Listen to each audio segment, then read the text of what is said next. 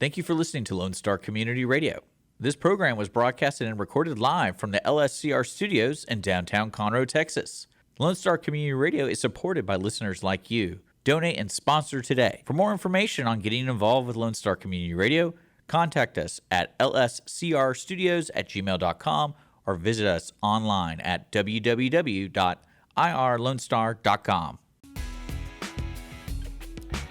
Invisible airwaves that crackle with life. Audience of One, Wednesdays, 10 a.m., right here on Conroe's 106.1 and 104.5. You can also find us on irlonestar.com and your podcasting platform of choice. I'm your host, Andrew, and sitting next to me is the man who just seconds ago finished his second IV bag, Dick Schisler. Yeah, it's not enough. Well, 3 is not recommended. Is it Easter? I think next weekend. So next weekend's Easter? Yeah. Okay. I can tell you're a very religious man. Is today Easter? Well, the only reason I asked is there were so many things being said in my family's text messages, and I was like, did I miss something? Like, are we supposed to be at church or something? Like, I was... Well, I'll say this. I think Easter is next Sunday. Yeah, like... Because if it's this Sunday, then I'm off as well. Because everyone was trying to get together, and I was like, did I just completely miss Easter? And now I'm supposed to be somewhere, and I'm totally late. Yeah. But, happy April, I guess. April Fools. Yeah. Well, this is our first show in April. We made it to April. They said it couldn't be done. I'm shocked. Yeah. This has all been a joke on you, the audience of one. Ha ha ha, fool you. Yeah. Oh, man. Did you have a good April Fool's Day? Yeah, I guess. I mean, it's not really a holiday, right? So it's No, not like it was celebrated. you don't prank anybody? You don't do No, anything? I hate that, actually. Some of those are dumb. I did see a lot of stuff on like social media, online, things from organizations like the NBA or something saying that Michael Jordan's coming out of retirement at 60. I'm like, yeah, we do this every year. These jokes are not funny anymore. Some of them can get really good because you know how sensitive the world is today. So you can noticed. You could throw out some wild stuff and people would lose their mind. Yeah. And like, oh, April Fools. Well, it's always weird to like go in and read the comments because it's so, to me, a lot of these are patently obvious and these people are upset or they're like, Michael Jordan's 60. He just needs to hang it up, blah, blah, blah. Come on, people. He's not coming back to play basketball. This is so ridiculous. I think, and another thing that annoys me, just people that have to comment on every one of those things to begin with is pretty annoying, but especially on something like these dumb April Fools jokes. Oh, so clearly Andrew does not like to have fun. Okay. No, I'm anti-fun. I'm anti-April Fools. Fair enough. I mean, okay. Well, you and I hung out on Friday night a little bit. Where did we go? It was the Montgomery County Fair and Livestock Show. Yeah. Was there actually a rodeo in there too, though? I think the rodeo, well, it's kind of confusing to people who don't know how it works. It's like a whole 10 days of events. Yeah. And the tail end of the 10 days is the barbecue cook-off. Right. That's the part we perused around in. Yeah. It was a lot of fun. We took a microphone out and a camera. I don't know if we found anything that's actually going to be usable for the show. We'll sift through it and see. Yeah. There are certainly some characters out there. I have to look at it. Yeah. I'm still recovering. I'm certainly not a good interviewer, that's for sure. I'll have to beef up my skills on that. But it was fun, man. I'm glad you drug me out there. For nothing else, just to see it. I told you. It's crazy. Like I was not expecting that large of an event. I certainly wasn't expecting anything that put together. I thought it was just more just loose, people showing. No, these people go into it very seriously, spending tens of thousands of dollars on their setup easily. Well, what weirds me out about it is the amount of people that are involved, because every booth you saw, it wasn't just like 3 people. I know. Like it was like, no, they literally have a team, at least 10 people working the booth, and they've got musicians playing for tips. They've got a little bartender there who's volunteering his or her time, and it's crazy. Like I said, and they're all giving away food. Now, some of them are obviously more welcoming than others. Some of them are very, very they literally have exclusive. A door. They literally have a door. Yeah, they're pretty exclusive as to who can come in and out, and others are pretty welcoming. Like, hey, you want a steak? It's like, wow, this is sure. Yeah, shout out to Cookers and Lookers. Yeah, giving Andrew a steak. It's crazy. And a loaded potato. I know. Yeah, it was wonderful. They were just throwing them out there. I was like, very welcoming people. Yeah, it's kind of weird. It's still weird to me, like to see that in public. It's like this is like, how are there not 100 police officers here? I know, making sure. It did seem like an environment that could get out of control really quickly. And it's people from Conroe. Of all things. So, and like cut and shoot. And I'm just kidding. No, I think that kind of gives you a good setting, like how traditionally set that thing is. Yeah. So people don't screw up because they want to keep it. So that's why that's what I'm saying. Like I think you want to see the goodness in Montgomery County, go there because they've been doing it for hundreds of years, 100 years or whatever, and they're keeping the peace. I don't know. I wouldn't be able to keep the peace. No. So the only thing I wish they had was a bull riding thing. I was like waiting to see that in a booth. Like a machine? Yeah, because like the booths are ridiculous. I bet it has something to do with lawsuits and liability and things like that. No, you could do whatever you want in that booth. And I think that would, because you saw some of the booths that looked like literally like disco floors. Yeah. Like it was a dance hall or whatever, and it's like, why isn't there one with a bowl? Yeah, maybe that's next. I don't know. I'm actually surprised. That's how you one up people. That whole thing was about one-upping people, to be honest. Yeah. Yeah, that was really fun. But yeah, we're hopefully we'll get some of the footage out for. Yeah, maybe. Like Andrew did a great job. I don't know about that. Andrew did it. He dead named a bunch of people, and he also just got really lost. I had to find him. I had to find Andrew. You need to put a bell on me or something like that. Like one of those little leashes or something. Well, the worst thing is, as the camera guy, you can hear him eat everything, and then he forgets his mic's on when he's using the porta potty, and you just hear he's like, "Oh, the brisket's so good." It happened. Yeah, it's sweaty breathing. It's great. Well, it has been going on for a long time. You know what else has been going on for a long time here in Montgomery County, and that is jury duty. I got called for jury duty this week. Yes, or last week, I guess it was. Technically, you don't ignore it. I think I accidentally ignored my last one. Okay, so I was going to ask you, have you been called for jury duty before? Only one time, technically twice, but the second time I didn't know I got called until I checked the mail and it was already like 2 months old. Oh, how often are you checking your mail? Never. Apparently. Good. Well, grief. I mean, like, just bills in there, man. I don't want to pay that. Well, this is so strange to me. I asked Holly about this, my wife. I was like, why don't we check the mail every day? But I know why I don't, because I don't expect anything, because everything I get digital, mostly. When it comes to, especially like doing my insurance, doing all that kind of stuff, I have it bookmarked. Right. So I know, I need to go get my car inspected. I need to go do that. I do it all online. Yeah. But so when I got the jury, I was sitting there going like, well, am I missed gonna that one. Yeah, I know. So I was going to ask you about that. First of all, had you ever been called? Yeah, I've been called. Been called. And then I was wondering, what is the punishment if you just don't go? I don't know what that is, because I know everyone's got the fear of God in them if they miss it, right? Is somebody going to come to your house and pick you up? Well, not even that. Like I was when I looked at it, I was already I think it was 2 months past due, right? And I was like, do I even call to turn myself in? Like, how does this work? Like, if I show up, I get called again, and I show up like, hey, you missed this one time back in April of 2020, 21 or whatever, and it's like, COVID?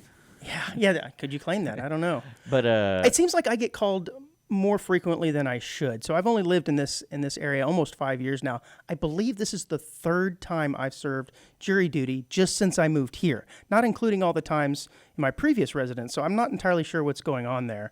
But I'm just going to go out there and say it. I'm not a big fan of jury duty, as most people aren't, I suppose. It's your civic duty, dude. It is civic duty. How do you feel about it? Do you like it? I think it's Do you great. not like- I think it gives you power, and you want to feel powerful, man. It's like, let's send this guy. Like, what I love is you get these cases that are like custody battle. It's like, no, send him death penalty. Right. And it's like, no, we're just trying to do custody here. Yeah. No death penalty. Come on. But my favorite thing is the people, especially depending on which jury. Because I've never served on a jury, but I've gone through the process. Right. And I love hearing people talk about like their personal opinions about something, and it's like that has nothing to do with what we're here for. Like, it's hilarious to me. Yeah, I don't like jury duty, and I've never been selected to actually serve on a jury, but I've had jury duty lots of times. And I don't understand why I hate it so much, because inevitably after I'm not selected every time, I am slightly curious about the case. As I'm walking out going, I wonder what's going to happen to this guy. Can I follow up on this? Yeah, I want to know. And if I'm that interested, why don't I just try a little more actively to get on the jury? But I don't. In this case that I served, this was federal criminal. And I knew something was up when we met in the initial chambers, and they walked us across the street here, Main Street, like a line of cattle. And they let us into another building. I said, oh, this is serious. It was federal criminal possession of a controlled substance, 2 to 4 grams of methamphetamines. And I look, I'm gonna I'm going to be honest here. I don't know anything about methamphetamines. 2 to 4 ounces seems like that is not a lot. Ounces or grams? I'm sorry, grams. Sorry, grams. Grams and grams. 2 to 4 grams seems like a small amount, but this was landing this guy in 2 to 10 years of prison time. So that was some serious stuff. But, so I started thinking about it, though, and I am curious as to what happened in the case, and I don't know. It finished up this past week. But was it Hunter Biden? No, it wasn't that case. Good gosh, I'm glad I'm not on that just one. had to stick it in there. Yeah. No, and I started thinking about why is it though that I hate it so much, and I think it's mostly because I'm there against my will. You receive this letter in the mail, Yeah. and you're told you have to be somewhere at a certain point, and if you aren't, then the wrath of God is going to come down and get you. I know you can go to jail. I know that. Right? So I know that's the worst case scenario. You get jail time. So I think that's my first reason. It's just because I'm there against my will, and most people there did not want to be there. In fact, the judge actually asked, "How many of y'all are happy to be here?" And not a single person raised their hand. So I don't think my opinions are that crazy, right? Nobody wants to do this. I think what it reminds me of is, especially the United States, like our society doesn't respect the process of that. Same thing with voting. Like it's not like, because especially with your jobs, like some people cannot miss their job. Right. They have to work. Right. And our society doesn't respect jury duty in a way. To me, it should. Well, I don't think your employer is allowed to fire you from jury duty, but I don't think they have to pay you. So if you're a salaried employee, that's what I'm saying. Like if you depend on your job, right? It's like you think in a perfect world, it'd be like, oh, you have jury duty. Okay, we have a process here. You'll get paid. You'll do this. Right. This is part of the we respect jury duty. So I think we respect voting. I agree, and I think some companies will probably, if you're a salaried employee, will give you a couple of days grace on something. But if you're hourly and it goes on for weeks, as some trials can, I think you're out of luck, man. I really do. I would just tell them it's a mental health day. Yeah, there you go. And then, but if you're salaried and you're getting paid for it, it's almost like a paid vacation in a way if you want to be there. That's the way Andrew wants to work. He wants to serve jury duty every week and get paid for it. Well, think about this. If how would it work if you actually had jurors that wanted to do it? In other words, the people opted out, don't have to do it, and the people said, "Yeah, I'd like to be a juror." Got to go in there. How would that change the effectiveness of juries? They want to be there. It'd be horrible. Do you think, or would it be the other way around? Because think about it this way: we have a volunteer army, and typically the soldiers who volunteer are better soldiers, and they want to fight because they're there voluntarily, as opposed to people who get drafted who don't want to be there. Would you same theory for a juror? If they say, I want to be there, and you start I think the main issue is the supply and demand. Like, they need jurors, and so there's probably not going to be enough volunteers. There won't be enough volunteers? Think about how many people especially here in downtown, come on Monday and Tuesday for jury day. No, it was packed. We had 90 people in there for this one trial. Oh, that's what I'm saying. So it's... Yeah. But that was from the potential. Improbable. But see, that was from the pool. They only ended up with 14, 12, and 2 alternates. So you don't really need 90, right? You just need 12 or 14 if somebody gets sick. But you're looking at a process where they probably skip all that if they volunteer. Right, exactly. So you'd be on the jury. Like you wouldn't be randomly picked to maybe go on. Well, maybe the pools would be a lot smaller. Everybody there would be voluntarily there. Because I think that's what's kind of discouraging about jury duties. You never know what's going to happen. So you get there and it's like, oh, you're with 90 people. We need 14 out of you. So it's like, okay, how do I not get picked? Right, exactly. And that was kind of my idea. Is I'm like, how do I get out of this? Yeah. Because when I did it, the thing that sucked was the way the judge and the lawyers were trying to explain to us, like, filtering out all of us, but they couldn't use key things. Mm-hmm. So it's like trying to have a conversation with somebody, but doing the the redacted stuff. And yes, it's very much like it's a very good analogy. It's a horrible way to have a conversation. Like, oh, wait a second, is it a guy? Well, we cannot say that. We cannot say that. They can't introduce any evidence. There's no no one's taking the witness stand. No one's talking. So yeah, everything's done in real high level generalities, and it's kind of funny. And that's my second reason I think I don't like it is it's just too long. The process is drawn out. This is what the judges and the lawyers do for a living, so they're up there on stage basically. They're loving it, right? This is part of what they do, and they just drug it out all day. Yeah, and then it's great. And then the last part I think this is the part where I kind of had to get introspective is I think I was also a little bit uncomfortable with the fact that I might be determining someone's fate. Oh, I love it, death penalty. See, and unless it's a clear cut, murder or child molestation or something where I'm like, this guy needs to suffer. I would slut shame that person so hard. All right, whoever it is, I'm slut shaming them. Like, can you believe this person? They're so dirty. No, what I just, I know we got to move on to another topic, but my favorite when I was doing it, it was about a custody case. And so these lawyers were asking extremely personal questions to us. I've been on one. And it was hilarious because one of them was like, "Hey, were you ever married?" The previous one I was on was a child custody. Yeah, and they're asking like, so they go like, "Hey, are you married?" And yes or no. Have you ever been divorced? Yes or no. Have you ever had children? Yes or no. Oh, did you ever have children from multiple women? And I'm like, who are you looking for, buddy? Yeah, like they're really poking into your private stuff. And it kept escalating. One person was like, "I'm not going to answer it. Like, I don't. That's personal. I'm not going to tell you." And he's like, "Well, this has nothing to do with the case." Yeah, the case. Well, then why are you asking me? Yeah, it's great. Well, I know some people say I'd rather be anywhere else but at jury duty, but I wonder if this next place is one place they'd like to visit instead of jury duty. So this is a pretty interesting story here. This was in 2016. I just now ran across the story, but in 2016, a Michigan-based priest named Gerald Johnson suffered a heart attack. Sorry about that. That's terrible. But he says that he had a near-death experience that sent him somewhere he thought he'd never visit. H-E double hockey sticks. Hell. How does he know? Right, exactly. Yeah. Now this guy is a pastor. Was there a sign? Right. Welcome to population. Yeah, it's just like a ticker. You. Yeah, population 1. No, it's kind of interesting. I guess he just went to social media to share his details. But he says he wouldn't wish it on his worst enemy. And he said, "I don't care what anybody did to me. I wouldn't deserve, or no one deserves that." Can you imagine getting a temporary stay in hell? Well, it sounds like this guy kind of did. At least that's what he's saying. It says that immediately after his heart attack in February of 2016, his spirit left his physical body and he went down to hell, entering through the very center of the earth. Though he says the things that I saw there were indescribable, he did his best to do it anyways, and he describes it as this. He says he saw a man walking on all fours like a dog being burned from head to toe. Pretty creepy.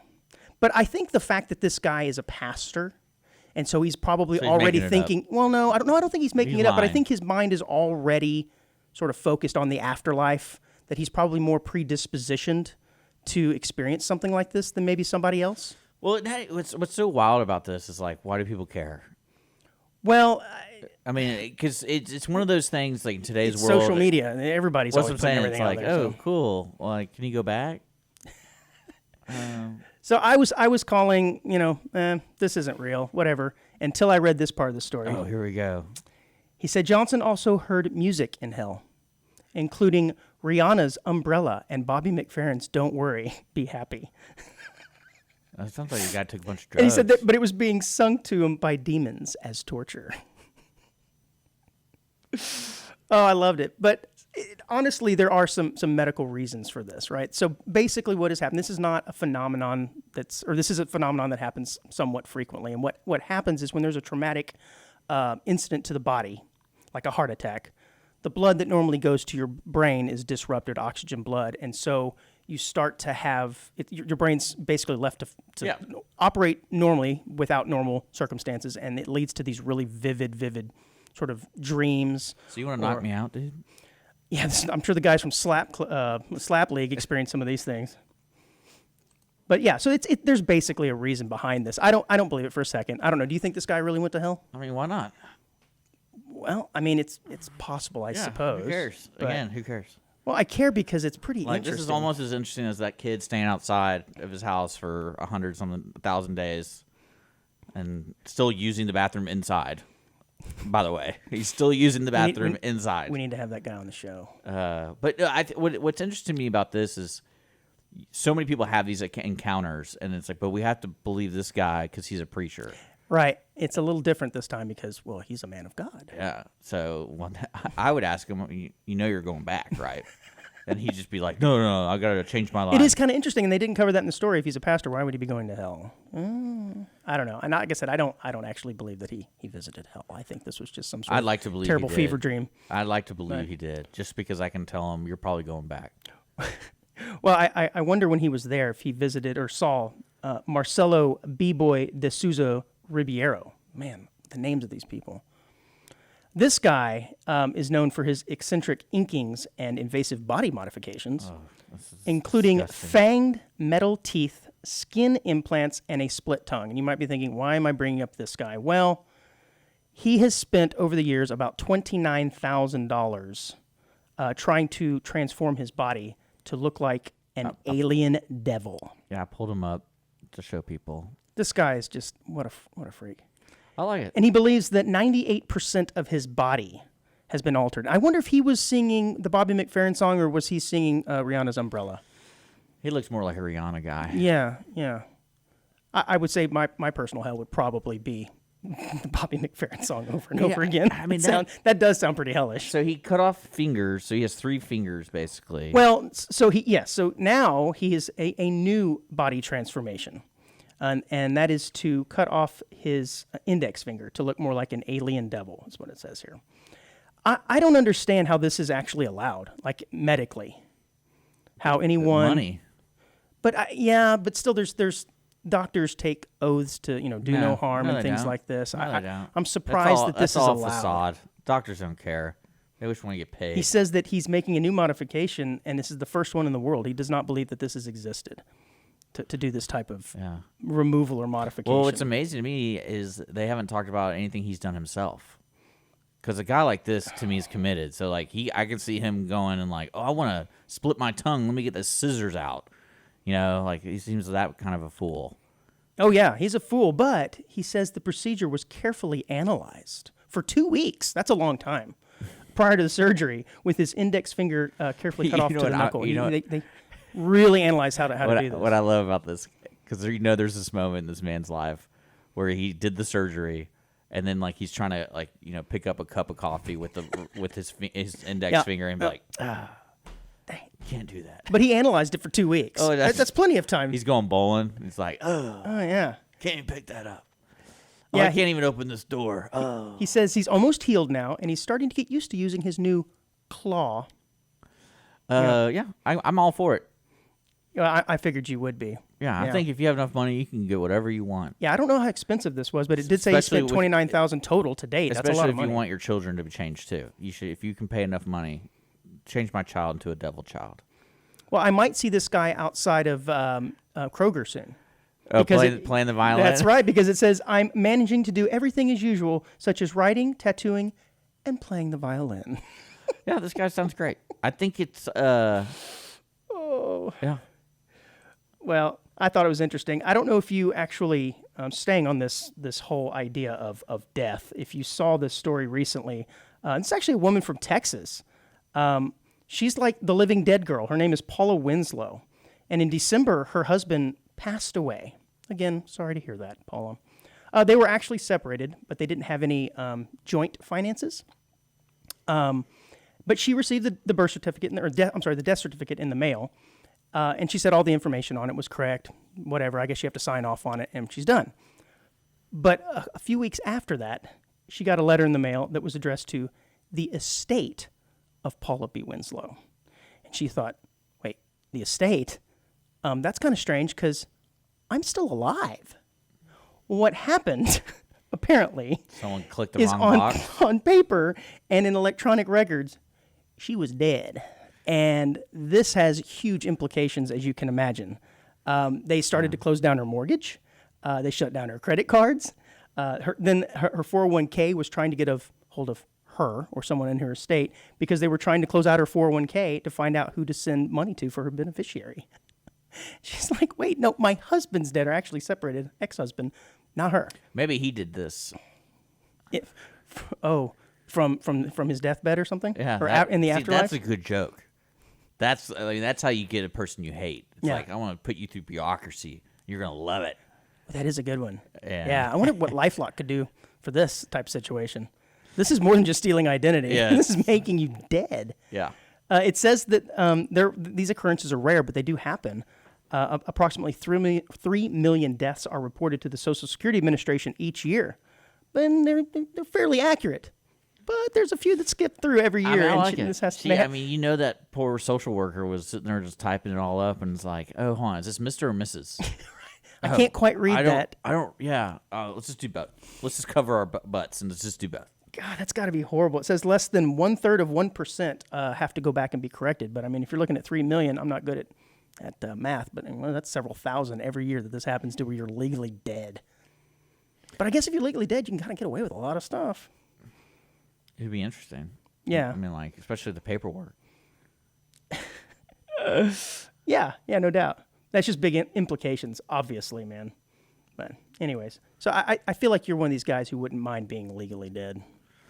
Well, it's turn a new page in life. It's like, all right, this is a sign. I'm gonna change my name. A new page in life, Yeah. quote unquote life.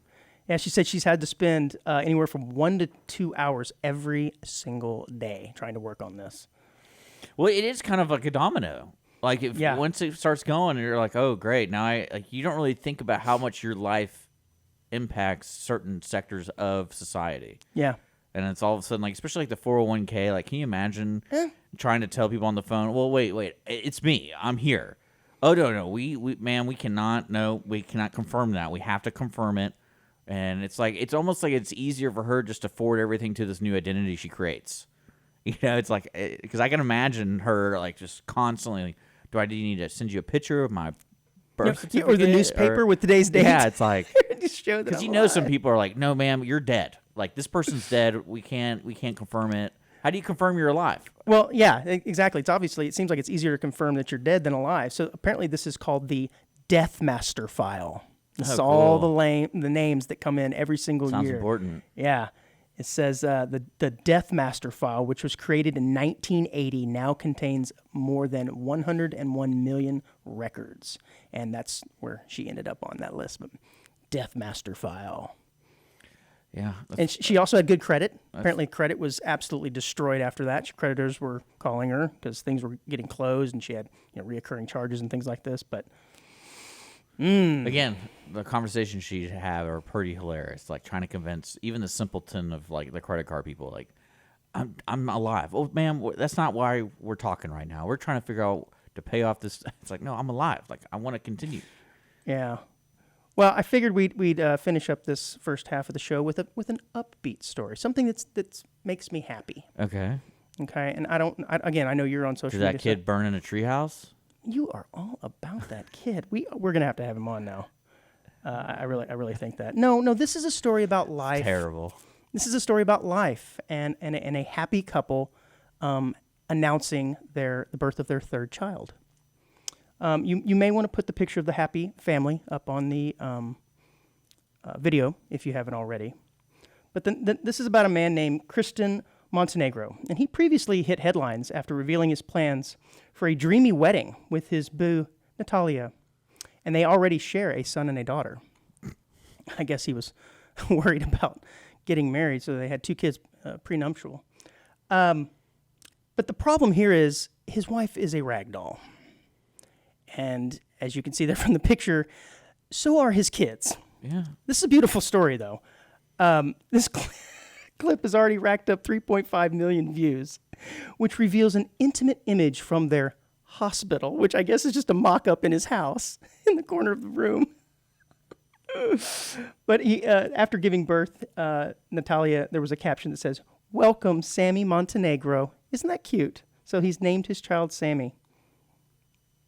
And he dressed himself up in head to toe in a hospital gown and, of course, had to wear a hairnet as his fiancée delivers their bundle of joy, which is another rag doll. This sounds like something you would do. I bet you got like rag doll I'm just kids, looking don't you? at this video. I got to show this to insane. the people. Look at this. Let me rewind. I don't know. I got to rewind it real quick, and then Papa de Sammy. Look at that shirt. That is beautiful. It gets even crazier. Yeah. So right here's my favorite when it shows him in this hospital gown, and he's wearing like the hat and everything. It's like right here. And he's the only one there, right? So he's filming this himself. He's talking to people. I mean, he's literally there with a bunch of dolls, but this is his family. I don't know whether or not to laugh or to really feel sorry for this guy. This is pretty sad. Well, I mean, someone let him do it, so. Well, yeah, I mean, there's not like there's anybody stopping him. I think it's great. Well, apparently their relationship began years ago. Him and Natalia, after he started dating her after a number of years of being single and lonely, apparently. And so they finally decided to tie the knot. You ever seen Lars and the Real Girl? No. What is that? It's very similar. It's either Ryan Reynolds or it's the Ryan Gosling. They all look the same, and it's about he has a relationship with a doll, but he's trying to he's going through psychological problems. So the family's like, no way. The family's encouraging because I guess the psychologist is like, yeah, let him work this process out. Oh, so this is part of his healing. Yeah, so everyone's trying to let him do it, and it's like. Pretending this is normal. Yeah, oh, can she come along? Oh, yeah, okay, Lars. She can come along. We're going out to dinner. Yeah, okay, yeah. But he can always ride in the HOV lane. I'm sure he's got the guy next to him. The movie was pretty good. But clearly this guy's having the time of his life. I mean, he just had a baby. You're not happy for him? Oh, I told you the story was beautiful. Yeah. No, I think look at the family. They're absolutely. Well, see, what I love about people like this is it's an evolving story. So when the day comes where he says oh, my wife died, and it's kind of like. Did he kill her? Because technically he killed her because she was never really alive. But in his mind, it's like he killed her. You know what I'm talking about? It's kind of that's really messed up. And she took the kids, they left. And it's like, yeah, this guy's going through it, man. Oh, he's definitely going through it. Yeah, but I mean, I see no problem with this. I think we should all cater to his needs. Absolutely. Yeah. I agree. I mean, if I was a private school, I'd be like, yeah, we're going to charge you the same amount of money. For your kids' education. Yeah, I wonder if his kids are homeschooled or if he sends them to private school or if they're part of the public education system. I'm not aware. If I was a local hospital, I'd send him a bill, and just to get him, hey, we. He's like, it's pretty funny. You gotta challenge this guy. You gotta challenge him. That is good. So and he'd be like, well, we didn't go to the hospital. I'm like, well, you're in trouble because you should have gone to the hospital. She was really pregnant. Yeah. You put both their lives. There was in no danger. midwife present. Yeah. We don't see anybody there. This is dangerous. You're getting arrested now. Oh man, well, I think it's a pretty good place to take a break. When we come back, we're gonna have a little game. We'll play. Do you like games? Yeah. All right, we got a little game we're gonna play. So everybody, stay tuned, and we'll be back here in a few minutes.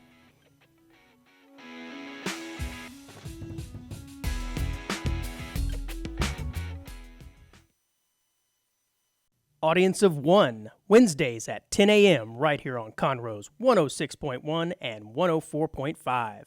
Listen to the brain droppings of local hosts, me, Andrew Belshner, along with the jewel of Montgomery County radio, Dick Schisler.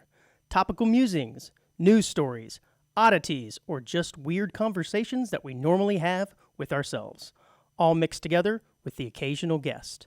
You can also find us on Facebook, YouTube, and Apple Podcasts. All right, welcome back to Audience of One. Some of our more astute listeners, viewers, may have noticed a change in the music. I chalk it all up to growing pains, I suppose, and trying new things out, but this song may be one that sticks. This is from the musical stylings of John Skeels. So throw a little shout out to him. Yeah, thanks, John. Maybe we'll put a little information where you can find his SoundCloud and on our show page. But thank you, John. I want to give a shout out to him. So I thought we'd play a little game here. Okay, and I just wrote 3 words down on a piece of paper. Can you attest that you have no idea, previous knowledge about what we're going to do? This I surprised you with this, correct? Do you do a circle? No, I did that on accident. I don't do a circle for the letter I. It did kind of come out really large. No, it's sort of my hand. Do you do a circle for your eyes? I normally do a little smiley face or a heart, but no. I used to have really good penmanship when I was younger, and I don't know what has happened. And so right there, that was an attempt for me to make something written very legibly. Oh, you should see my handwriting. So I wrote 3 words down on a piece of paper. Now, Dick, can you attest that you have not seen? I did not talk to you about this off air. I'm kind of nervous about this. No, this isn't to set you up for anything. But can you read those 3 words on the paper? In order? Sure. All right, mitten, kitten, and button. Mitten, kitten, and button. Yeah, that's correct. Well, you didn't write and. No. You don't need to have and, so that's fine. But I noticed that you did not say mitten, kitten, or button. Mitten? Yeah. You kind of soften the T's in the middle. Yeah, mitten. Yeah, mitten, kitten, button. No one ever says button. But actually, that's the proper pronunciation of it. Oh, my gosh. Okay. I'm dealing with my mom now. No. It's funny. Nobody really says that. But apparently, this has a term. It's called glottalization, right? It's a brief pause, and it happens. You even see it at the end of words sometimes too, but with the letter T. And in this case, it's called T glottalization. Like bunt? Yeah, a little bit. You're not really hitting the hard bunk at the end of the word. Yeah, it's where your tongue kind of hits the roof of your mouth. It's generally said. Mitten. Right, mitten, kitten. Mitten. So somewhere, probably in the 1800s, it sort of language started relaxing a little bit, and we started just pausing a little bit to say, mitten, kitten, button. But it's called glottalization, like I said, and it can happen at the end of the word as well, like with can't. You don't say can't. You sort of, I can't go today. It's a softening of the letter, okay? But it's really pronounced when it's in the middle. What's the point of this? The point of this is, here recently... Am I stupid? No. Well... I feel like that's what you're going to tell me. No, I told you I'm not setting you up for anything, man. It's okay. I say the words the exact same way. Test results are in. You're an idiot. Well, great. And now we're on the radio to prove it. Yeah. No. I told you I'm not setting you up for anything. The only reason I did that is because I wanted to prove that most people have, especially in English dialect, have a T glottalization. But here recently, the phenomenon has taken out of control. And it's almost a pause in the middle of the word. And what you're hearing, and I thought it may have been something like a California dialect, but as I've been traveling more, I've been hearing people all over saying this. And instead of saying mitten, they say mitten. Man. Kitten. How do I say it? Button. It's a distinct pause. Button. And it drives me insane. And I don't know if it's a younger thing. I don't know if it's like because if you think about this for a second, in Great Britain, they do a lot of this. A bottle of water, right? Water. Yeah, they just right. They leave the tea out. it. They leave the tea out completely. Yeah, I see no problem with it. Yeah, exactly. That's just what you consider like a typical, let's say, like a Cockney type British accent. Okay, great. But when you hear it over here in America, it's annoying. Man. Yeah, I'm sorry. and I'm hearing it all over, and you're not aware of this. No, I mean I don't really listen to anybody, so it is what it is. Oh man, I think once you notice it though, especially words like mitten. Like I don't know how often I say mitten or kitten. Well, I just use those as examples. Button.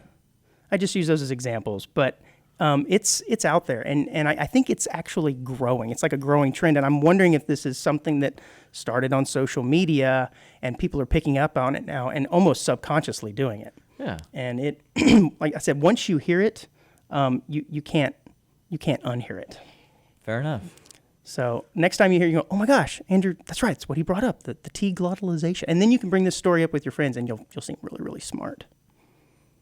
Okay. Well, you just said you were dumb, and I figured this might help you out. I'm dumb. No. Hey, man, have you been keeping up with this Gwyneth Paltrow? Is that how you say her name? Paltrow? You talking about Goop? Goop? What's Goop? That's her company. You ever seen Goop? It's insane. Tell me about Goop, bro. It's like a health and wellness thing that she does. I know she made some candles. And she has like a vagina flavor or something like Well, that. not flavor, but typically what a candle has would be a scent. I heard about that. Is that along the same lines? Isn't the same line of? Well, yeah, I think stuff? she has like stones. What'd you call it? Goop? She has stones that you do. Okay. Like literally do. No, I'm not aware of any of that outside of the candle. I think because the candle made a lot of news. You're messing with a lot of buttons over there. I feel like you can't hear me. No, I can hear you. I can hear you just fine. Yeah. But you're also a few feet from me, and I have earphones on. Well, no, you need to look up Goop. But what's going on with Gwyneth today? Well, apparently she has been sued. It was a big story. I didn't follow it very closely. It caught my attention last week, I guess it was, and I was actually going to bring it to air last week, but I just never did. We had Eric Gaffney on our guest, and it just was never really brought up. But it came to my attention because apparently this Dr. Wendell Gibby, who is a neuroradiology specialist at the University of Dr. Terry Sanderson. Sorry, that was a doctor that diagnosed him. Terry Sanderson, 76, had an incident with Gwyneth on a ski slope in 2016. What? You're so dumb. You're so dumb. And this caught my attention because apparently they collided. And you're like, okay, big deal, whatever. 2016. This is Yeah. this is happening right now. Yeah, and so it makes you wonder why it took so long to go to trial. It's jury duty. Yeah, right. They couldn't find any unbiased jurors. Yeah, that's a possibility. But he claimed that after this collision with Gwyneth, he was no longer to have the same quality of life that he once had, including not being able to go out to fine wine tastings, which was something he enjoyed. What does he do now? I don't know. Sits at home and gets lost in a Home Depot. Didn't you say you read that? Well, because I'm not going to lie, when he's 76, so he's retired now. If people don't know, Andrew sends me these articles before the show, and I had zero idea this was going on. Yeah, none. And I was like, why is this even news? Like, it's unfortunate that she's getting sued, but I don't. Well, it was news because it's Gwyneth Paltrow. It caught my eye because the guy is claiming just the most obscure reasons for suing her, and my quality of life has been affected, et cetera, et cetera. But throughout the trial, it started taking some really weird turns. One of the things I noticed, I guess, right off the top was Gwyneth's appearance. She was wearing these glasses, like these David Koresh glasses. They were so bad. A poor choice of apparel, in my opinion. And I think the internet had a field day with it. She looked really creepy. I don't know if you saw any of the pictures or noticed the David Koresh glasses. You know what I mean when I say David Koresh glasses? People call them child molester glasses. That's kind of what they look like. They're the big wireframe kind of glasses that just really I'm trying to pull an image to show people what we're dealing with here. Yeah, and she was, coming to court dressed. Well, she's a celebrity though, so she's going to come to court dressed as a celebrity would, in very, very expensive jewelry. And someone was saying, "Oh, that necklace she's wearing is $30,000." Blah blah blah. Okay. But the trial began to take some really weird turns, and it kind of became a he said, she said sort of scenario. Yeah, I believe it. Where he claimed that she ran into him, but then she counterclaimed, no, actually, he ran into me. I mean, and not only did he run into me, it was almost like he was trying to make an attempt at groping and molesting her. It's Gwyneth Paltrow, man. Goop, goop. Goop, goop. he got a scent of the candle and said, I got to go get me some of that. No, he apparently goop, she claims that he ran. She saw some skis coming in between her legs. Come on, think about this is crazy town. It is absolutely nuts. She said she saw some skis coming in between her legs. Yeah, and then some grunting from behind, and then they collided.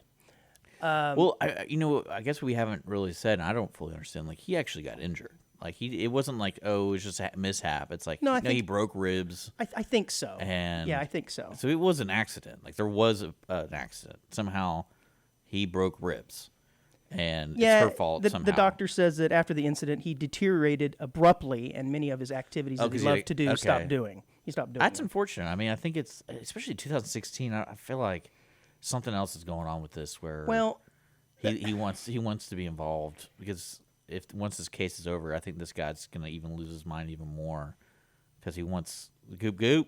Well, the problem is there has been... Is it even called goop? I don't even know. You're the one who brought it up. I have absolutely no idea. I got to look it up now. Sorry.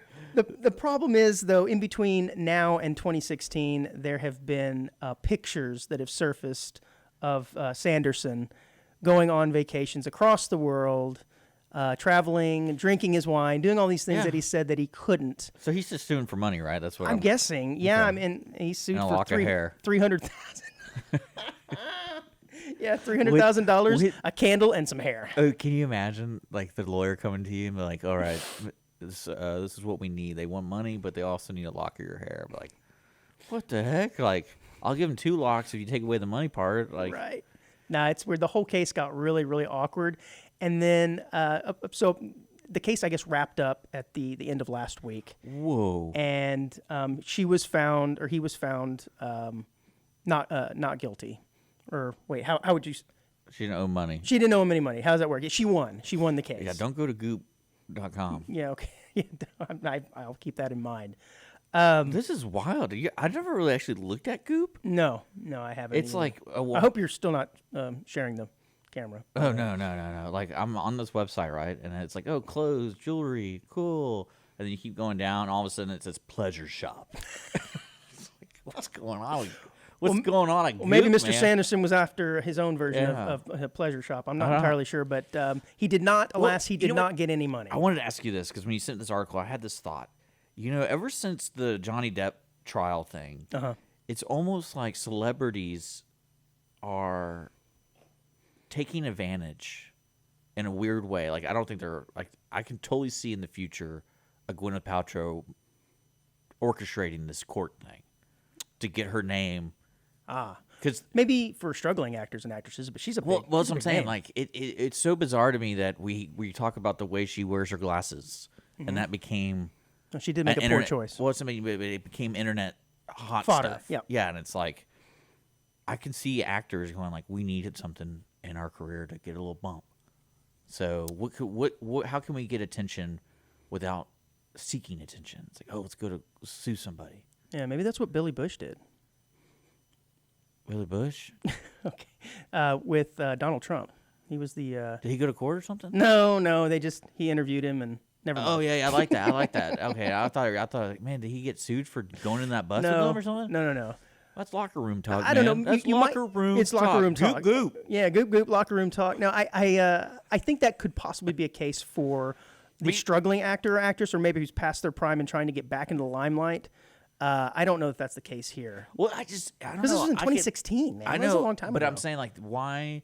Because to me, this is something you don't. They had court TV on it, so Oh, clearly yeah. they had cameras and everything. Which is basically just reality TV. Well, that's what I'm saying. So it's Yeah. like, all right, so they organize this. So they're like, because most of these cases get like no attention because they're like, Sure. Gwyneth Paltrow's like, I don't care. I didn't mean to hit him or he hit me. I don't like. Come on, like what are we Yeah, doing she was just here? countersuing for court costs. Like she didn't want anything from this guy, obviously. Yeah. And so that's what I'm saying. Like, I think it was $1. I think in the future we're going to see more celebrities do this kind of stuff to get the publicity, and they're going to orchestrate like the whole thing. It's going to be nuts. Yeah, that's a possibility. And with AI lawyers, nonetheless. Always on time. Yeah, and I don't know if you saw. Well, I guess you didn't saw if you didn't hear anything about this. Another odd twist is at the very end, after the verdict was read, and she was, relieved. She walked right over to him, put her hand on his shoulder, And and apologized. no, she didn't. Yeah, got away with the sucker. No, she put her hand on and said, "I wish you the best in the future." Oh, but he. Oh, lost that his would have mind. made me Here's lose 15% it. off at Goop. gave A him coupon. a coupon. Here's coupon code. Yes, if you use the Check out the pleasure shop. You're right. Use the coupon code Goop when you go there. You'll get good discounts. I'm telling you, man. I kind of like. I think it. I want to say it was Netflix or something. They had a deal with her and Goop, and the stuff they would talk about like what she eats. It's Yeah, like like- chicken broth. Oh, well, that's normal. They're going to say like flower petal or Well, petals or no, something. it's stuff like that, and you're kind of like, man, that's because we talked about. Remember, we had like one of our first shows. We talked about the dedication of that millionaire or billionaire trying to treat his body the perfect way. Yes. And it's just like, it's so much work to be at that level. It's like, it's more work than it needs to be. Sure. And listening to Goop over here, it's like, why are we even doing this? I bet she was having a great time in that court case. It does not look like she was enjoying 1 second of it, to be honest with Well, you. that's what I'm saying. She's like, Unless she sells some more merch Yeah. because of it, which is possible. if you're a listener and you purchase something from Goop, we want to interview you because I want to know about your experience of shopping at Goop. I mean, I'm looking at this website. It's a lifestyle, so I like it. Like, you have to subscribe to it, I guess. I guess But, so. I guess so. But yeah, what's next Rich on the people list? probably have a lot of people targeting them, though. I have a feeling this is probably exactly what this is or was. Well, so this next one, I guess, also has to deal with someone who's fairly wealthy. Dick, have you ever had any aspirations to own a yacht? Oh yeah, I watched Below Deck or whatever that show is. It's pretty cool where they go in and they, I guess, interview, or not interview the people, but they kind of tour these yachts. Is that what that show is? No, The person that it's show? like it's a show about like a yacht, and basically it's about the crew who manages the yacht for rich people. Mm-hmm. And so it's a reality show for the crew. Oh, wow. and people Well, like this needs to be on a reality show, I think, this next story. Okay. I don't know if you've heard this or not, but you may want to head to the island nation of Antigua and Barbuda. I guess that's how you pronounce that, in the Caribbean, because Bloomberg is reporting that there is a 267-foot super yacht that has been abandoned at a dock in that island nation. And it's racking up dock fees. And the government says if it isn't claimed soon, it's going to auction the ship. That's a pretty big yacht, dude. That thing is massive. I like the small boat for scale. Yeah, actually, that is a really good reference if you see it. I mean, that it just goes to show you how massive that boat actually is. Apparently, it's been there for about 18 months. Oh, wow. Yeah. Imagine the barnacles. On the bottom, yeah, if it hasn't been lifted out of the water. I don't think those things get lifted out very often. Well, maybe they do. You know what? I'm not too familiar with yachts and yacht maintenance, but I'm sure the bottom of a boat like that does get pretty yachty. It's the name of this boat is the Alpha Nero, right? And it is sat moored in the Falmouth Harbor. Okay. Yeah. Can you imagine driving one of those things? Oh, my God. It takes an entire crew. But it says that the Antiguan officials say the time is running out and someone needs to claim it. And if no one does by Friday, it's going up for sale. I wonder if they had any cameras. Cameras on it? Well, like, someone got off the boat. It's so not like it parked itself. Well, right, exactly. And here's they're saying that the government says that they believe this is owned by Russian billionaire Andrei Guryev, who is purported as the yacht's owner. Okay, but he says, no, I'm not the owner. I just leased it. Since 2014, I've been using it. Apparently, he is a Russian oligarch. Yeah, it's so cool. I missed that class in college. He has a really cool coat he wears. And a hat. Yeah. Absolutely. But apparently, he's not the only one. So since the invasion of Ukraine, a lot of these oligarchs have been under the gun, so to speak, and have sanctions placed on them. And apparently, they're leaving their super yachts laying around everywhere. Right? Yeah, I mean, I'm surprised the Caribbean government's not just like, you know what, we're just going to take it. Why are we giving a chance for someone to claim it? Well, because it's just sitting there. They got to do something with it. I mean, look at it. It's taking up massive space. Well, I know, I get it, but I'm like, why wait? Like, it's 18 months. It's already been there 18 months. Like, hey. Well, I guess they figure he's an oligarch. He's good for it. Eventually, he's going to come and get it because he's going to have to do what oligarchs do and go out and party on the boat, I guess. I don't know. I like it. I mean, the part I don't understand, though, it says the government has been footing the bill so far for everything from food to fuel for the crew to the tune of more than $500,000. I'm like, wait, so there's people still, the crew's still just sitting there for 18 months partying it up on this ship? It's just been sitting there, but apparently fully manned, fully crewed, waiting for the next assignment for 18 months. Yeah. Can you imagine? Something's up with this story. Party time, man. Can you imagine some random dude just walking by and be like, oh, look, a yacht. And like, they just kind of make friends with the crew. And it's like, I'll come back tomorrow. And then it's like, I just haven't left. And it's not my yacht, but I can take cool pictures on it. And yeah, well, if you're listening, Mr. Oligarch, to audience of one, your time is running out. You need to go pick up your yacht ASAP, because someone else is going to snag this up probably for a steal of a deal. Oh yes. How much you pay for that thing? You think? How much would you be willing to pay for that yacht? Nothing. I'd rather win it in a raffle. That would be cool. That'd be more exciting. Yeah, it would be. It would be kind of cool. Sell tickets. Yeah. The city could sell tickets or whatever. Hey, this little ticket became a yacht. And then I wouldn't know what to do with the yacht, though. I wouldn't either, except for, I guess, party on it, man. I mean, that's what you do, right? I mean, that's all a yacht is good for. Yeah. It's not like the efficient way to sail the seas. No, it's got to be in a highly inefficient way. I mean, you think private jets are expensive. This thing's got to have 3 times the amount of crew. Well, see, that's what and upkeep and maintenance. Below Deck, I think it's called Below Deck, whatever that show is.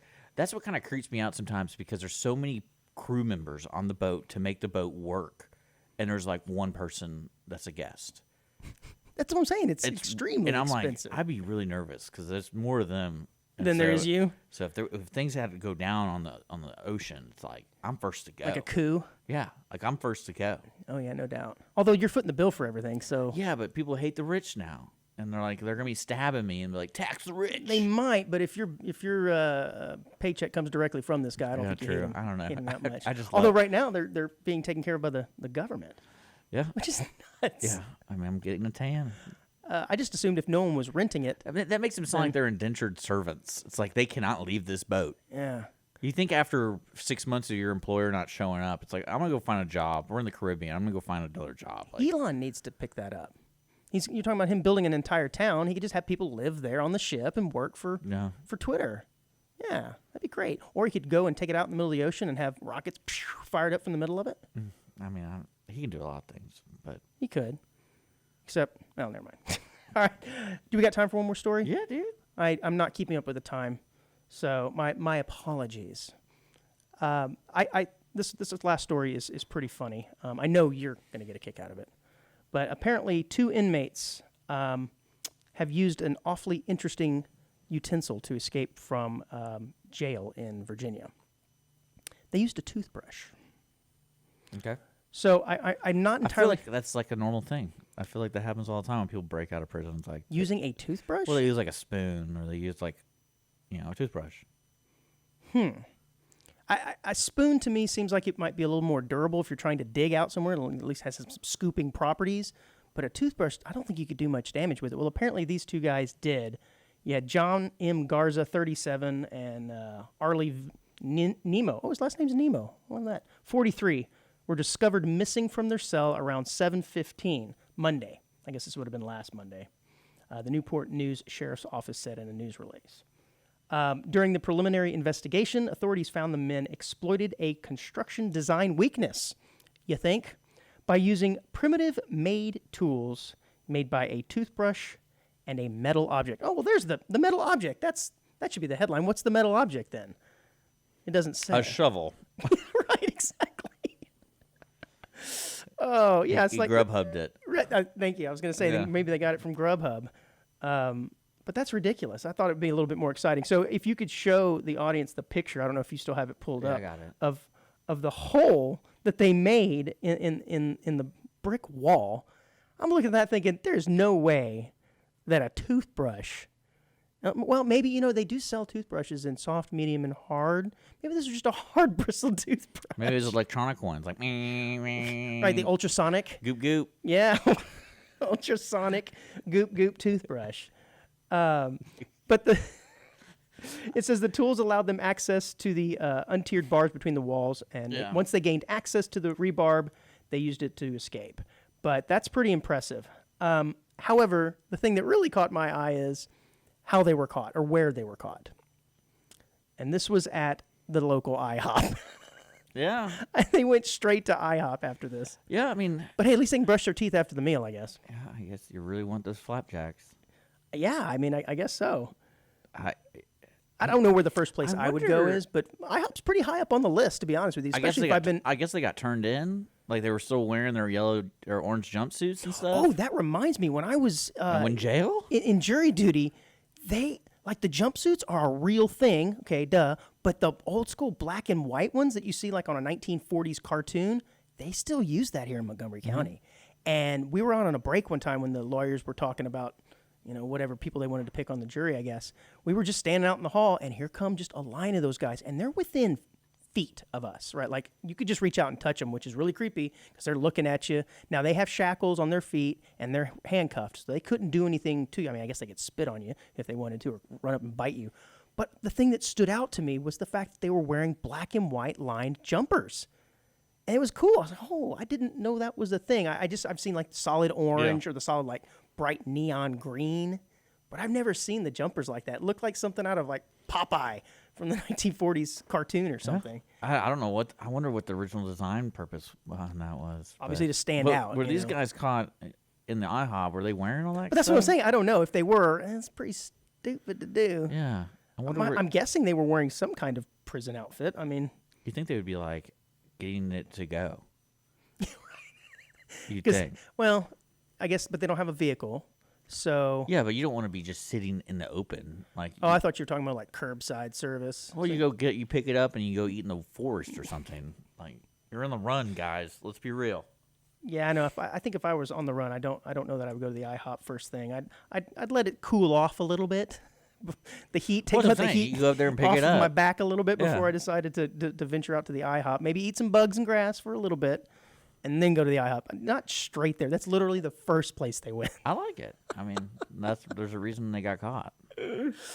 Yeah, exactly. It's not like criminals are really smart. I don't know what they were in there for to begin with, but I can't imagine these guys are the highest of Well, I mean, intelligence. they worked up a sweat digging that hole with a toothbrush. So they're like, oh, we got to get some links and get some hot cakes and butter and eggs. Man, I imagine you work up quite an appetite for that in Oh, prison. yeah. I bet that meal was delicious. Oh, it was. Yeah. And imagine the stories they could tell their buddies in the shower, you know?